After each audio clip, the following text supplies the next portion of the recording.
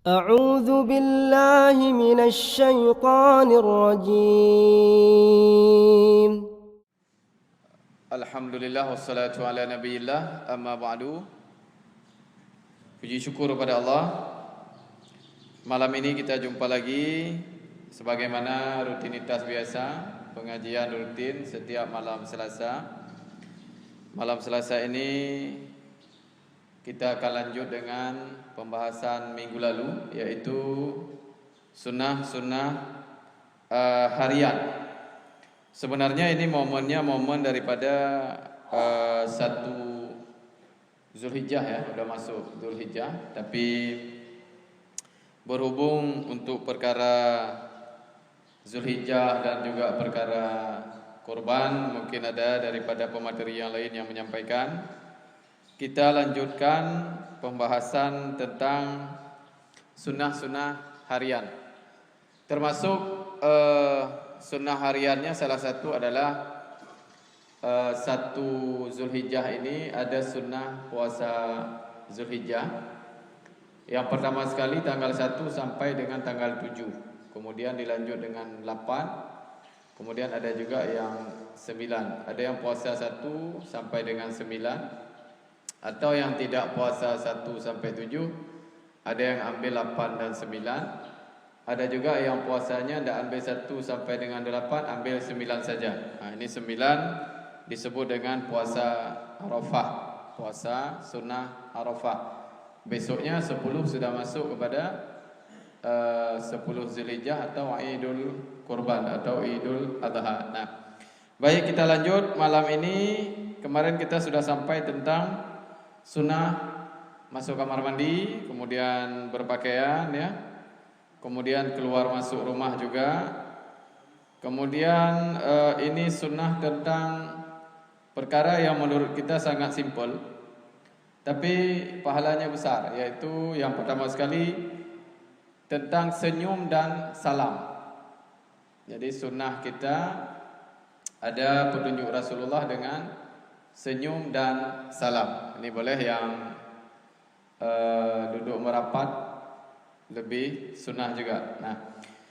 Yang pertama sekali ada satu hadis, jangan sekali-kali meremehkan sesuatu perbuatan baik walaupun hanya sekedar senyuman. Jadi senyuman itu juga masuk dalam perkara ibadah sunnah. Kebaikan yang kita anggap kecil itu bagi Allah dan Rasulnya kadang-kadang menjadi pahala yang besar. Salah satunya adalah senyum, sebagaimana riwayat Tirmizi, wala tahtakir syai'an minal ma'rufi walau antalqa akhaka biwajhin talqin. Jadi jangan kita menganggap remeh suatu perbuatan kecil walaupun hanya sekedar jumpa dengan teman itu dengan wajah yang senyum. Jadi kalau jumpa teman, senyum, sapa, salam. Jangan juga senyum-senyum sendiri. Kalau senyum sendiri ini lain ya. Jadi senyum itu sunnah.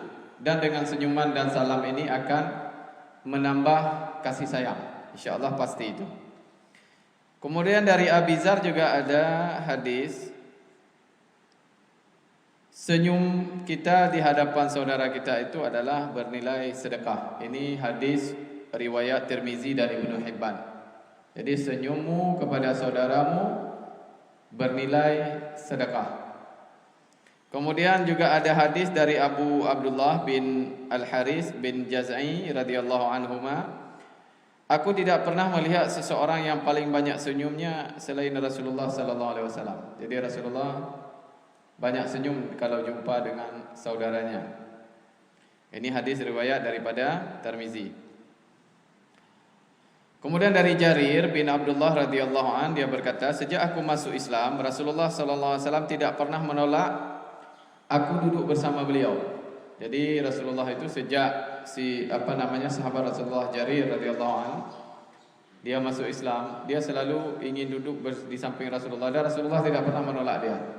Kemudian dilanjutkan, dan beliau tidak pernah melihatku kecuali dengan tersenyum. Jadi Rasulullah itu menghadapi kaum muslimin, menghadapi umatnya, menghadapi sahabat-sahabatnya selalu dengan senyuman. Kemudian mengucapkan salam. Tadi perkara senyuman, yang kedua masalah salam. Mengucapkan salam memang hukumnya sunnah. Dalam artian yang memberikan salam itu sunnah. Dan merupakan hak seorang muslim pada muslim lainnya. Salah satunya itu ada 6. Yang pertama adalah kalau berjumpa memberi salam. Ini hadis pertama sekali saat kita pengajian Bulughul Maram. Itu ada di Kitabul Jami' Babul Adab. Itu ada hadisnya, hakul muslim ala muslim sittun. Jadi yang memberi salam hukumnya sunnah, tapi yang menjawab salam hukumnya wajib. Jadi selain jumpa dengan wajah tersenyum, kemudian ucapkan salam. Ini merupakan sunnah dalam kehidupan sehari-hari. Sunnahnya kemudian salam, itu salamnya syariah, pakai salam syariah ya.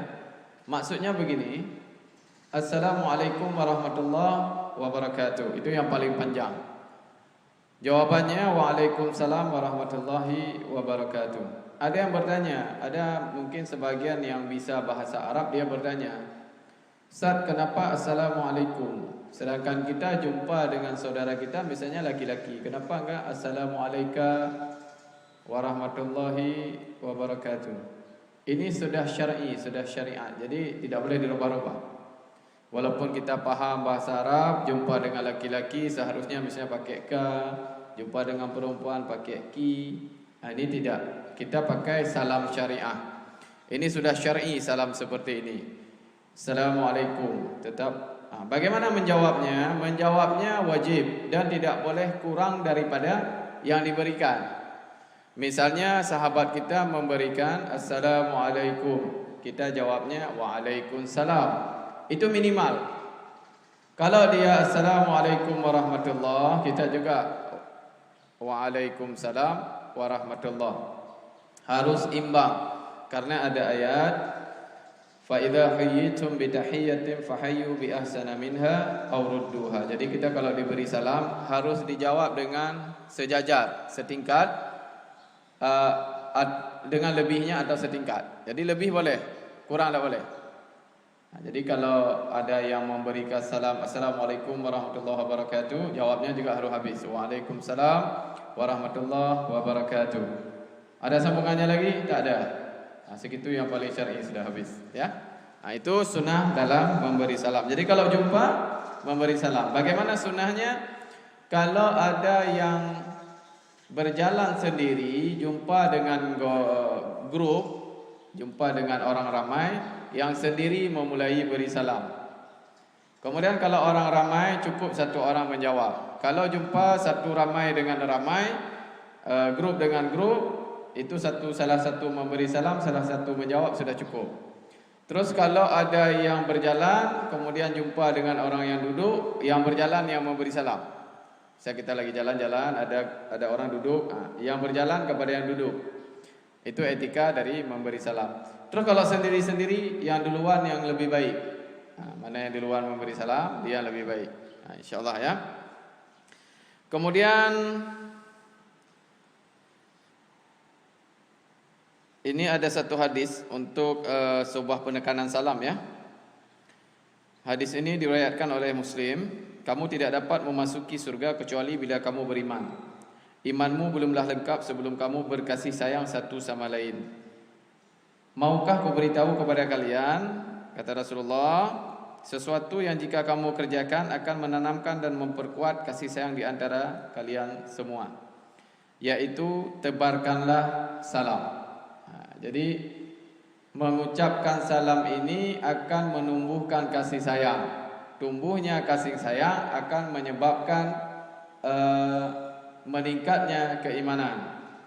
Tumbuhnya kasih sayang membuka peluang masuk surga. Simple sekali kalau kita mau melengkapi iman kita dengan saling kasih sayang sesama, yaitu dengan menebar salam. Dan ini pasti. Kalau sering ucap salam kemana-mana, itu kasih sayang pasti akan muncul. Ini merupakan sunnah-sunnah kehidupan sehari-hari. yaitu senyum dan salam. Jadi jangan salam saja. Assalamualaikum warahmatullahi wabarakatuh. Mukanya cemberut, itu nggak ikut. Jadi berimbang, bersedekah dan juga memberi salam.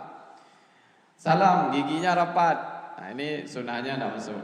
Jadi untuk mendapatkan kasih sayang, mendapatkan kelengkapan iman, tebarkan senyuman sebagai pahala, tebarkan salam. Kalau dengar malam ini mungkin mudah, cuman menebar salam. Sebenarnya menebar salam inilah pekerjaan dakwah yang paling berat. Kalau seandainya saudara-saudara semuanya kita perintahkan, coba gedor rumah si fulan, ajak dia solat, kita insyaAllah berani. Kita akan datang, kita akan ajak dia, ayo kita solat, kita akan berani. Tapi kalau kita diperintahkan istiqomah untuk memberi salam siapapun yang kita jumpai, pasti kita milih-milih. Tak percaya, besok praktek. Besok praktek memberi salam, keluar, siapapun yang jumpa, pokoknya tak mau tahu siapa orangnya, beri salam. Pasti kita milih. Kalau ini kenal, kita kasih salam. Tak kenal, lewat. Ini angker dikit wajahnya, kita enggak kasih salam. Pasti seperti itu, karena berat. Memang perasaan ringan, tapi berat. Makanya pahalanya melahirkan kasih sayang, menyempurnakan iman, dan kuncinya masuk surga setelah sempurna iman. Okey. Selanjutnya sunnah menyambung silaturahmi. Ini hadisnya ada riwayat Anas bin Malik radhiyallahu an, ia berkata, aku pernah mendengar Rasulullah sallallahu alaihi wasallam, barang siapa yang merasa senang bila dimudahkan rezekinya dan dipanjangkan usianya, maka hendaklah dia menyambung hubungan silaturahmi. Jadi hadisnya kalau matanya, man arada ayyusatalahu fi atharihi wa yusalahu fi rizqihi falyasil rahimah. Jadi kalau kita ingin rezeki kita panjang, rezeki kita banyak, umur kita panjang, jalin silaturahmi. Bahkan dalam hadis yang lain, la yadkhulunal jannah qati'un, yakni qati'ur rahim. Jadi tidak akan pernah masuk surga orang yang memutuskan, orang yang memotong, kata Rasulullah. Yang memotong atau memutuskan apa? Yaitu memutus silaturahim. Ini pernah sebelumnya juga kita sampaikan, la yahillu li muslim ayyahjura akhahu fawqa salasil layalin. Kita tidak halal bermusuhan lebih daripada 3 malam. Musuhan itu tak boleh lebih 3 malam. Ini sunnah silaturahim. Jadi kalau kita berangkat dari rumah kita mau bermain ke teman kita, yang pertama niat silaturahim. Niat silaturahim, insya-Allah pahalanya ada, ya. Kemudian sunnah masuk masjid. Ini solat berjamaah, ya. Sunnah solat berjamaah di masjid bagaimana? Ada satu hadis Rasulullah, ini riwayatnya Abu Dawud. Yang pertama, Rasulullah SAW bersabda, tidaklah 3 orang yang berdiam di suatu kota atau suatu desa yang di antara mereka tidak ditegakkan solat jamaah, melainkan setan telah menguasai mereka. Ini yang pertama.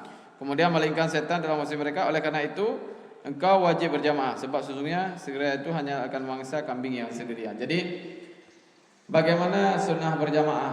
Maksudnya sunnah berjamaah walaupun tanpa masjid. Kalau kita 3 orang saja, dimanapun kita berada, 3 orang saja, ini sangat dianjurkan kita solat itu berjamaah. Dan jangan sendiri-sendiri. Kalau sendiri-sendiri, menurut tamsilannya, itu seumpama domba yang keluar dari grupnya, dia akan diterkam serigala. Dan kalau dalam ilmu dakwah, kalau kita berangkat 3 orang ini musafir, dakwah 3 orang ini sunnah. Ini harus selalu bersama 3. Salat jamaah bersama, makan bersama, tidur bersama. Nah, kalau satu orang memisahkan daripada jamaahnya, dia biasanya akan terkontaminasi pikirannya dengan lingkungan setempat. Baik itu lingkungannya baik atau jelek, dia bahkan akan menjadi perpecahan dengan saudaranya. Ini harus istiqomah dalam berjamaah seperti ini. Nah, ini menjaga jamaah sunnah, termasuk di dalamnya kalau kita berada di suatu daerah terpencil, Tak ada orang lain, 3 orang ada, jalankan solat berjamaah. Ini. Kemudian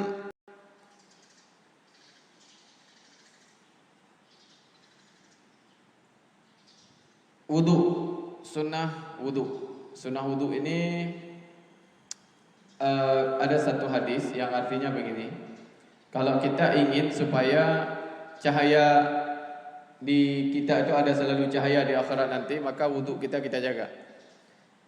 Ini keutamaan wudu. Jadi sunnahnya sebenarnya setiap hari kita pelihara wudu, walaupun batal ambil lagi. Kalau jauh dengan air bagaimana? Begitu dapat air langsung wudu. Ini habis wudu batal. Kemudian dengan kondisi kegiatan hari-hari, usahakan jaga wudu. Banyak fadilahnya kita menjaga wudu. Dalam satu hadis, bersihkanlah jasad-jasad ini, semoga Allah membersihkan kalian, karena sesungguhnya tidaklah seorang hamba bermalam suatu malam dalam keadaan suci, melainkan seorang malaikat akan bermalam bersamanya di dalam selimutnya. Tidaklah dia bergerak pada suatu waktu dari malam, melainkan malaikat itu berdoa, wahai Allah, ampunilah untuk hambamu, sesungguhnya dia tidur malam dalam keadaan suci. Ini fadilahnya. Ini hadis ini diriwayatkan oleh Tabrani. Jadi ketika kita wudu, sebelum tidur kita wudu, setiap hari kita wudu, itu ada satu malaikat yang diutus oleh Allah untuk menjaga kita. Dan malaikat ini selain menjaga kita, dia juga memohon ampunan kepada kita setiap hari, karena kita dalam keadaan suci. Ini peliharalah wudu setiap hari. Kemudian istighfar. Rasulullah sallallahu alaihi wasallam bersabda, bertaubatlah kamu sekalian kepada Allah Taala, sesungguhnya aku bertaubat kepadanya setiap hari sebanyak 100 kali. Ini Rasulullah. Rasulullah itu beristighfar, bertaubat kepada Allah setiap hari 100 kali. Ini Rasulullah yang sudah dijamin oleh Allah masuk surga. Ini diriwayatkan oleh Al-Bukhari dalam hadisnya. Jadi perbanyak istighfar. Ini juga merupakan sunnah kehidupan kita sehari-hari.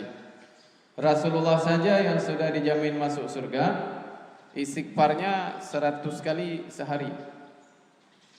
Ini bagaimana kita yang setiap harinya kadang memang banyak dosa, jaminan surganya tidak ada. Ini mudah-mudahan menjadi amalan hari-hari ya. Kemudian Thauban radhiyallahu anhu berkata, Rasulullah sallallahu alaihi wasallam jika selesai solat mengucapkan astaghfirullah 3 kali. Kemudian mengucap Allahumma antas salam wa minkas salam tabarak tarakta ya zal jalali wal ikram. Ini mungkin tidak asing ya. Nah, jadi memang sunnahnya setelah salam, setelah kita salam dari solat, langsung ucap istighfar 3 kali. Astaghfirullah, astaghfirullah, astaghfirullah. Nah, terus saat ada yang selesai salat, ini walaupun perkaranya agak lari sedikit ya. Ada begitu dia salam langsung dia sodori tangan. Nah, ini buat saudara-saudara kita yang malam ini hadir, jangan sodori tangan dulu buat saudara kita. Maksudnya salaman ya. Selesai salam dari salat duduk aja dulu. Duduk istighfar 3 kali, berdoa banyak-banyak. Kalau imamnya tak pimpin doa, berdoa banyak-banyak. Karena perkara pimpin doa ini memang tidak ada, itu dah keluar dari seremonial salatnya. Jadi istighfar dulu. Kalau sudah istighfar, lihat ada waktu luang, baru. Intinya kita selesaikan dulu dari salam salat, ikuti sunnah Rasulullah itu istighfar 3 kali. Setelah itu bebas, kita mau berdoa apa saja. Berdoa dengan etika doa. Ini setidak-tidaknya sunnah istighfar. Tapi setiap hari sering-sering istighfar. Kalau kita ada berbuat salah, mengeluarkan kata-kata kasar, kemudian berbuat hal-hal dosa kecil besar, istighfar. Kalau dosa besar, istighfar, salat, sunat, taubat. InsyaAllah, mudah-mudahan Allah ampuni. Nah, kalau perkara doa setelah salat itu lain perkara. Misalnya ada imamnya membaca doa atau tidak, itu boleh buka kitab Fathul Mu'in. Itu kalau perkara berdoa setelah solat, banyak yang bertanya, Ustaz, bagaimana, kenapa ada imam tak pimpin doa? Memang tidak ada, Rasulullah tidak pernah setelah solat itu memimpin doa jama'i, itu tidak pernah. Berdoa ramai-ramai itu tidak pernah. Boleh lihat semua riwayat. Namun di dalam kitab Fathul Mu'in itu ada penjelasannya seperti ini. Kalau untuk tarbiyatut ta'lim, untuk pendidikan, itu boleh-boleh saja. Dengan catatan, kalau ada orang yang masbuk, tidak boleh. Mesti ada orang salat masbuk, tidak boleh. Bahkan poin ketiganya, kalaupun kita berdoa ramai-ramai dapat mengganggu daripada orang yang sedang solat, baik solat sunat ataupun solat yang masbuk, maka lebih kepada diharamkan. Jadi dia 3 pilihan. Nah, terus bagaimana kalau kita ingin menerapkan pendidikannya? Boleh-boleh saja, tapi jaga poin ini. Kadang-kadang kita di kampung nanti pulang jadi imam, jadi bilal atau jadi marbot masjid. Boleh buat saja satu waktu salat, misalnya habis maghrib, kalau yang mau salat sunat, ya salat sunat di rumah. Kita setiap selesai salat maghrib, kita berdoa jamaah demi anak-anak kita bisa doa-doa dan lain-lain. Boleh-boleh saja. Tapi lebih afdal lagi kalau memang ini tak tercapai, karena ini masjid itu kan banyak yang itikaf, banyak yang salat sunat, banyak yang masbuk. Buat session khusus untuk pendidikan. Karena memang berdoa setelah solat ini bukan tidak boleh. Doa jama'inya itu tidak ada contoh. Kita lebih kadang mengejar kepada doa jama'inya. Kasihan yang masbuk, kasihan yang solat. Kenapa? Bahkan yang orang yang sedang solat, kita baca Quran, Quran kita harus dipelankan sampai tidak boleh terdengar pada yang solat. Kemudian selanjutnya bersolawat. Sunnah hari-hari adalah bersolawat kepada Rasulullah sallallahu alaihi wasallam. Salah satu terkecil bersolawat itu kapan? Yaitu ketika kita mendengar nama Rasulullah disebut. Kapanpun orang menyebut Rasulullah ataupun Muhammad, kita langsung di dalam hati sallallahu alaihi wasallam. Rasulullah sallallahu alaihi wasallam bersabda, walaupun yang mengucapkan menyambung dengan salawatnya, kita dalam hati juga bersalawat. Nabi Muhammad langsung kita dalam hati sallallahu alaihi wasallam. Ini perintahnya keras. Perintahnya sangat kuat. Jadi yang pertama sekali ini kita lihat hadisnya. Ini ada Ubay bin Ka'ab radhiyallahu anhu bertanya kepada Rasulullah sallallahu alaihi wasallam, berapa banyak saya harus mengucapkan salawat untukmu? Rasulullah menjawab, sesukamu. Jadi tidak ada batasnya. Jadi salawat itu bukan hanya mau buat maulid saja, tidak ada batasnya. Ya.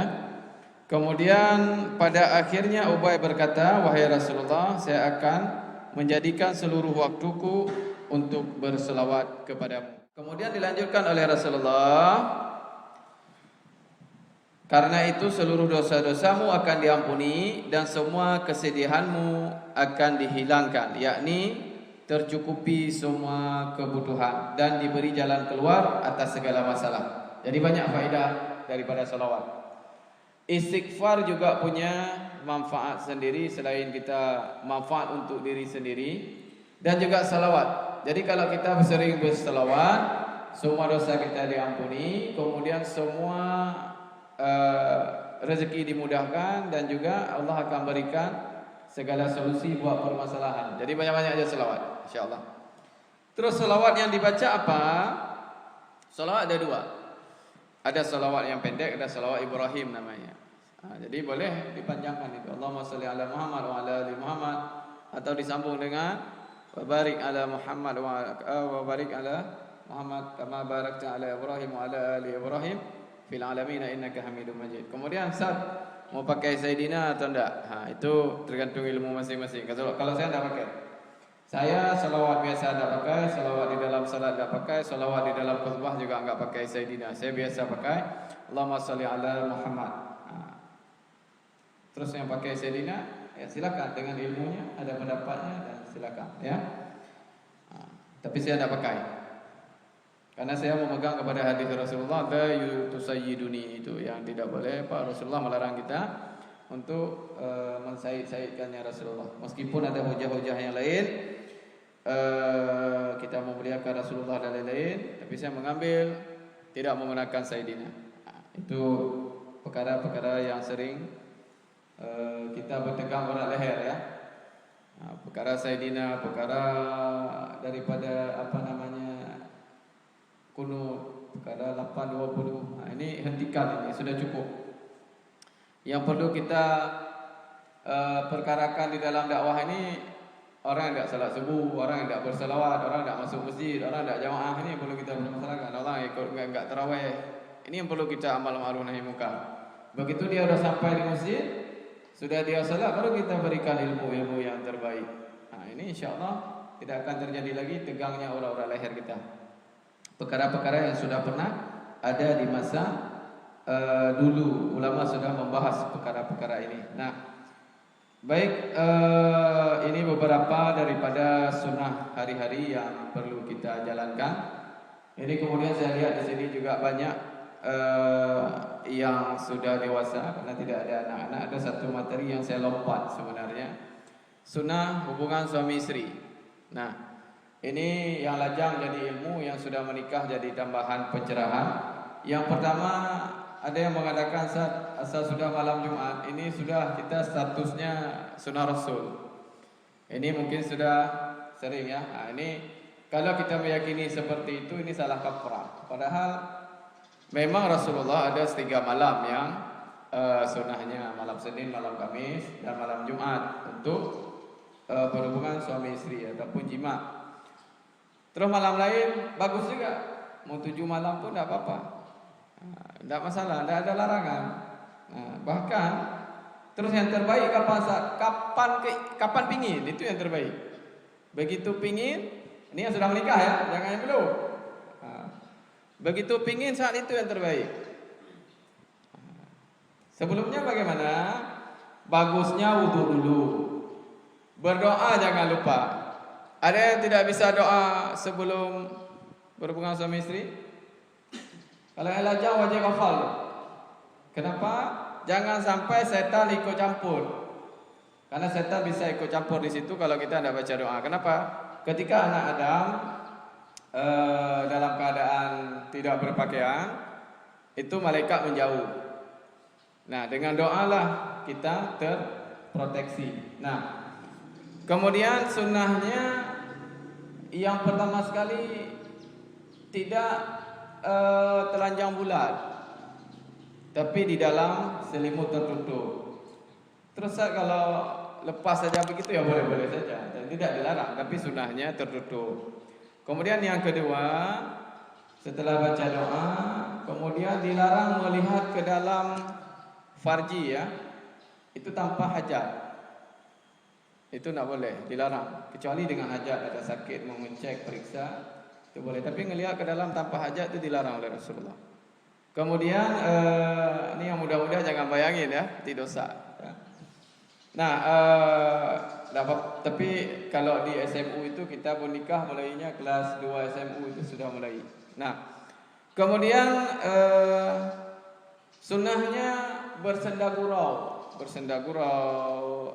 bercumbu. Bahkan banyak hadis-hadis Rasulullah, hadis Aisyah itu Rasulullah mencium keningnya, menjilat lidahnya dan lain-lain. Nah, ini sunnah.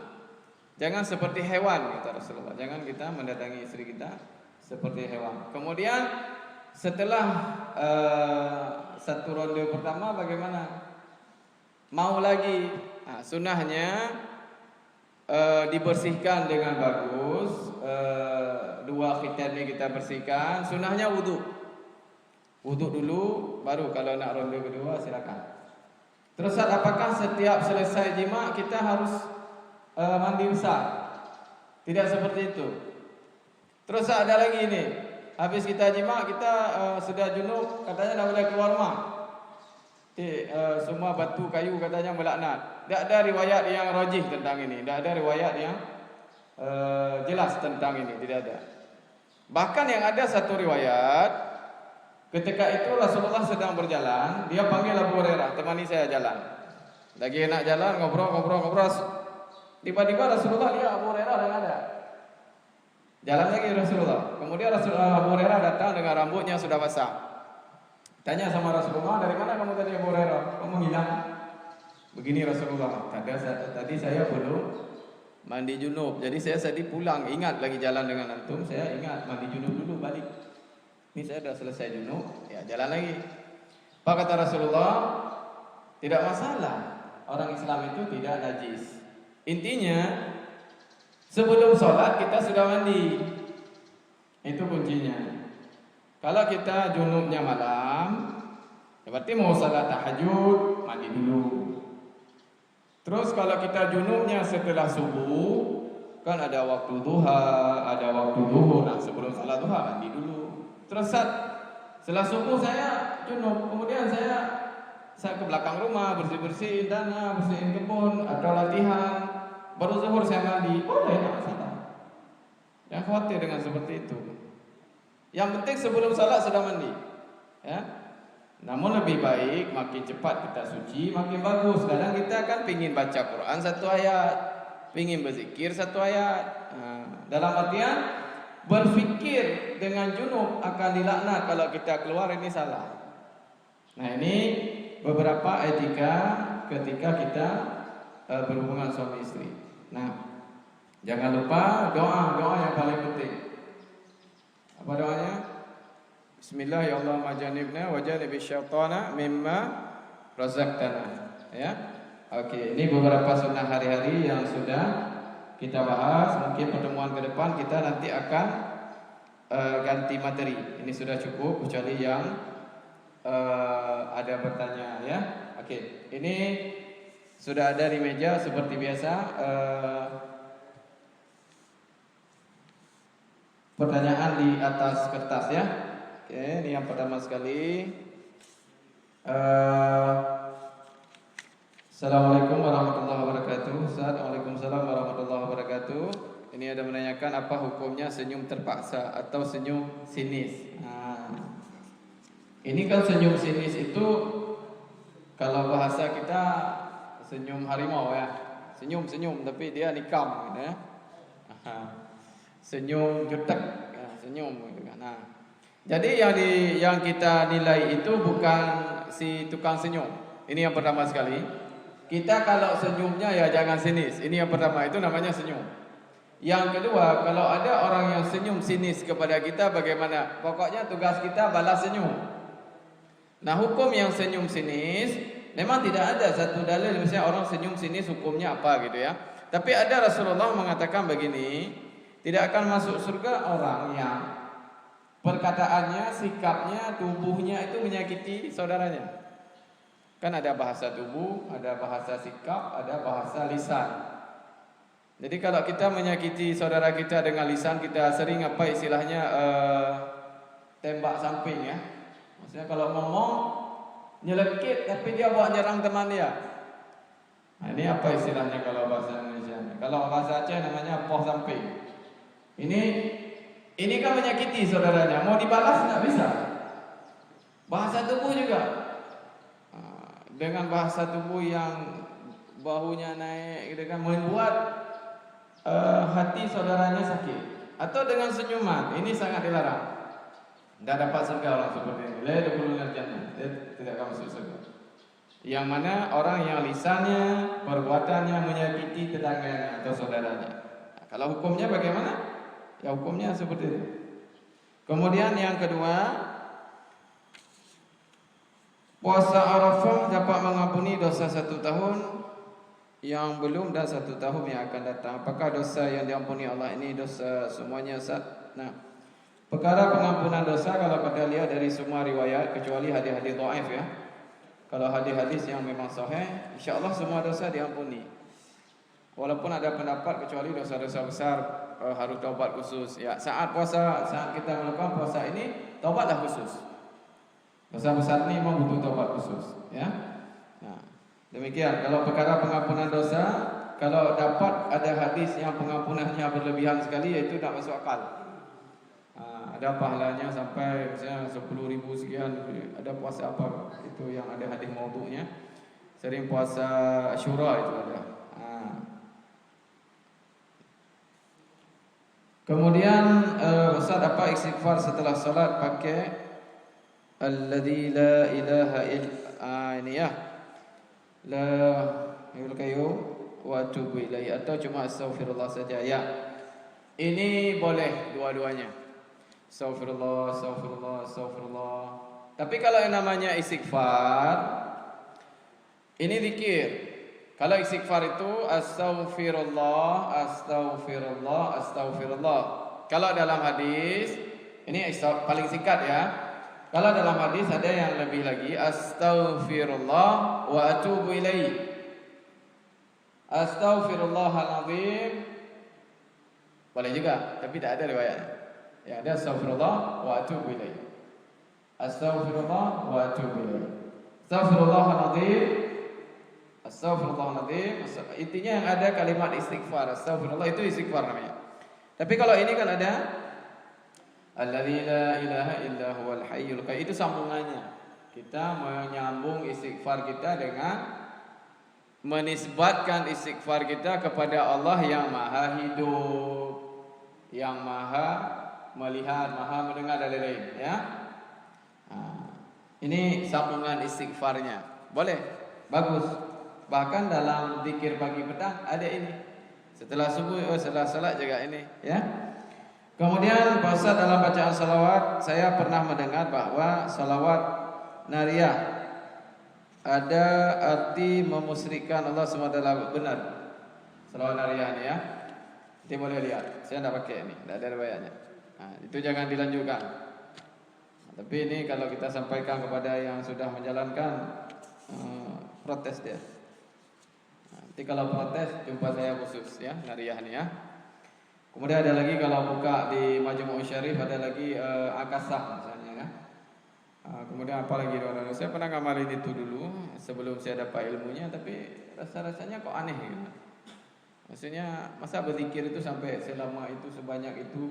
Zikir yang hari-hari saja kita nggak cukup waktu. Jadi terlepas yang ngamalin, nanti kalau sudah ada ilmu kita dakwakan.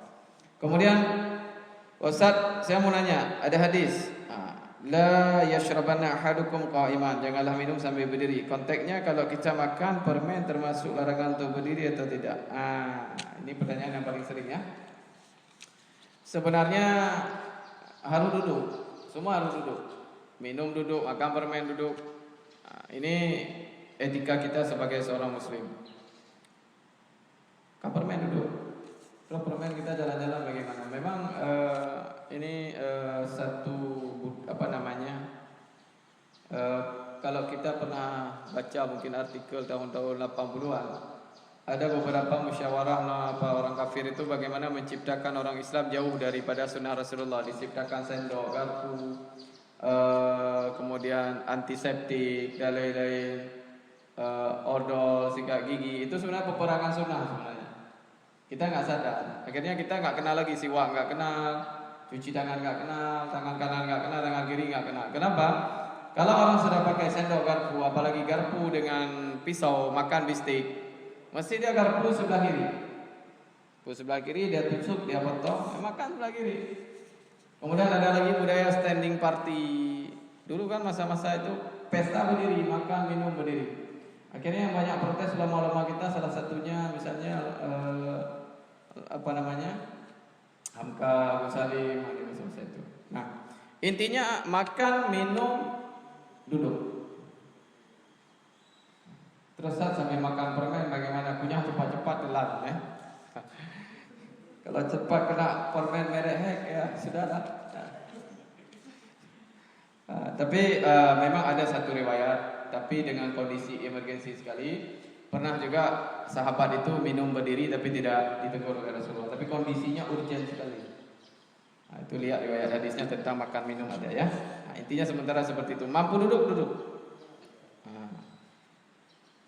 Kemudian tidak cuma itu, bersandar juga tidak boleh. Minum, makan tidak boleh bersandar ya. Itu bahaya sekali. Dan yang paling penting ikut sunnah Rasulullah. Kemudian jikalau kita ucapkan salamnya dalam chat di SMS, WA dan lain-lain, apakah penulisnya harus lengkap atau disingkat aja boleh? Ini saya sering bercanda dengan ini. Hati-hati dalam menulis salam. Kalau teman kita orang Indonesia, oke, kita tulis as gitu kan, ASS. Coba buka kamus bahasa Inggris, ASS apa artinya? Kick your ass gitu kan. Tendang bokongmu kan. S dia tulisan. Hati-hati. Kasar itu. Lebih bagus nulis lengkap saja, dapat pahala insya-Allah. Terus kalau dulu kan nulis lengkap dulu pertanyaannya dulu sekali, masa pertama sekali HP keluar SMS. Banyak yang singkat tuh SLMKM gitu kan. Tanya saya, Ustaz, kalau ditulis panjang kena 2 SMS. 2 SMS ada 600 dulu.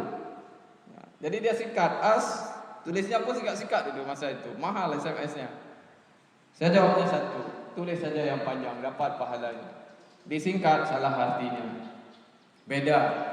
Ya kalau saudara kita sama-sama memahami, bagusnya tulis saja lengkap. Jawab pun lengkap. Kemudian perkara ini ada tambah lagi sekarang, perkara smiley. Kalau laki-laki silahkan smiley-nya buat gambar untuk sesama laki-laki. Tapi kalau lawan chattingnya perempuan, tulis saja. Kalau mau tulis hahaha, tulis saja hahaha. Jangan pakai smiley. Itu otak lawan jenis akan membayangkan kita. Begitupun yang perempuan, kalau bisa mau ketawa tulis saja hahaha gitu, hi, atau wika gitu ya. Itu sudah ada beberapa pendapat daripada ulama kita. Kalau perempuan kepada laki-laki jangan pakai smiley. Tahu smiley kan? Insyaallah tahu ya. Enggak asing lagi sekarang.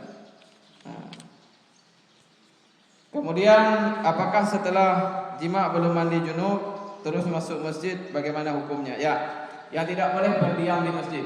Kalau lewat boleh. Wanita haid, orang junub lewat masjid boleh, tidak boleh berdiam. Tapi ada khusus wanita haid dalam satu hadis, kalau dia mampu mencegah darahnya tidak keluar, dia boleh. Ya, tapi kalau orang yang junub tidak boleh baca Quran, tidak boleh diam di masjid. Tapi kalau nggak ada jalan lain harus terpaksa lewat masjid, lewat boleh. Tidak boleh diam di masjid. Ya.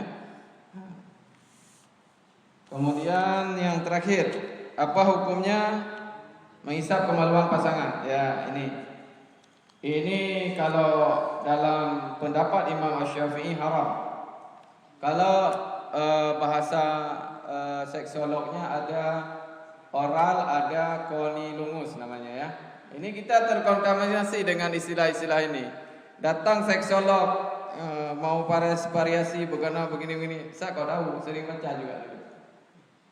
Karena dulu dasar tuntutan pertanyaan haram hukumnya. Pendapat yang paling haram hukumnya. Tapi mencium boleh. Bisa dipahami ya? Kenapa? Di situ dikhawatirkan ada satu ini namanya madhi. Itu najis. Kalau ini tertelan haram. Dan ini termasuk perbuatan seperti perbuatan binatang. Bahkan Imam Asy-Syafi'i mengatakan bahwa, dan juga Ibnu Katsir ya dalam tafsirnya mengatakan, yang melakukan hubungan daripada di luar daripada etika itu termasuk kaum A, termasuk daripada golongan kaum A, kaum yang melampaui batas. Ini hati-hati orang Islam. Mau variasi bikinnya keluar daripada jalur-jalur yang sudah ditentukan ulama. Kalau ulama Sunni insyaallah semuanya mengatakan haram, bahkan melampaui batas. Ini ya. Mudah-mudahan ini wallahu a'lam bishawab. Mudah-mudahan ini menjadi satu ilmu yang bermanfaat, pahala jariah. Kalau nanti ada kesilapan boleh ditegur dan saling berbagi kembali. Dan apapun yang kadang kita sebelum-sebelumnya kurang peningkatan amal terhadap sunnah hari-hari, kita tingkatkan. Kalau ada yang keluar daripada apa yang sudah kita jalankan, kembali mundur kepada ilmu yang benar, insyaallah.